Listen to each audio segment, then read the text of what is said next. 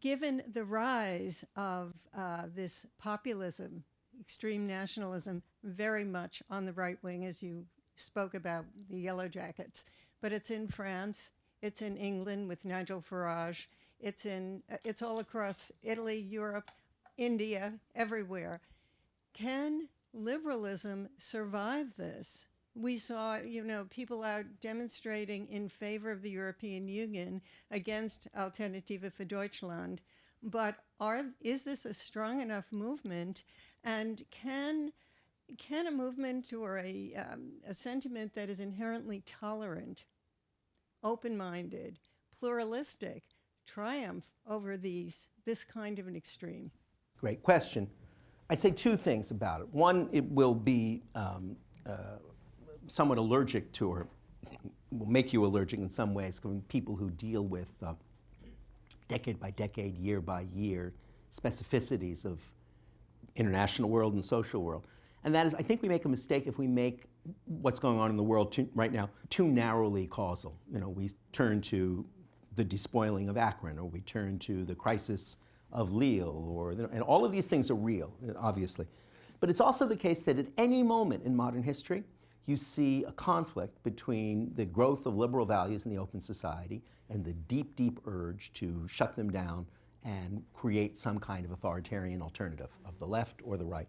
And you look at the history of I put the Statue of Liberty on the cover of my book to sell books, but also because people tend to forget the circumstances in which the Statue of Liberty is made. It's right after the end of the American Civil War, which everyone had assumed in Europe the South would win up until 1864, that you'd have a slave nation.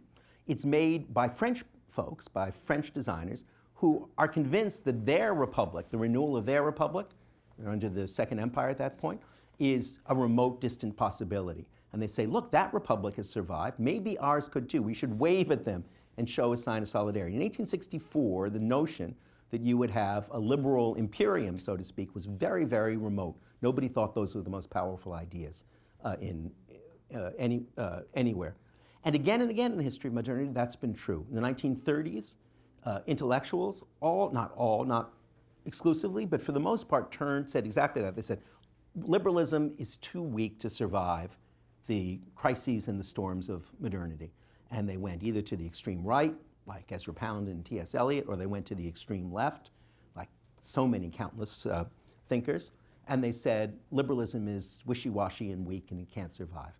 That turned out to be a total historical misunderstanding, both of the power of the extremes, or of the authoritarian models, and of the weakness of liberalism. In the Cold War, which I am old enough to remember, exactly the same thing got said again and again. That was the great Sputnik crisis. The communists are organized, they're disciplined, they have an inspiring ideology, and we have nothing but all this weak argument and shallow compromise. How can we have to rearm ourselves morally?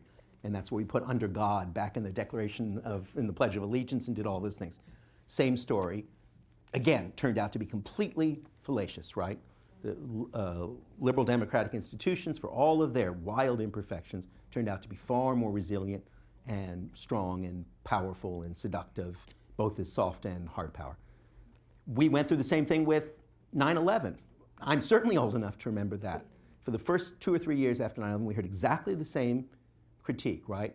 All of us in our little liberal cities, we're cosseted, we're pampered, we're spoiled, we have no answer, either practically or intellectually, to the ideological fervor of the Islamists who are coming to get us. That turned out to be completely without foundation as well. So at every key moment in modern history, when liberalism has been challenged by authoritarianism, liberalism always looks weak and has always proved to be resilient. Will that happen again? No guarantee. I'm no prophet, and I lie awake at 3 in the morning thinking that it might not.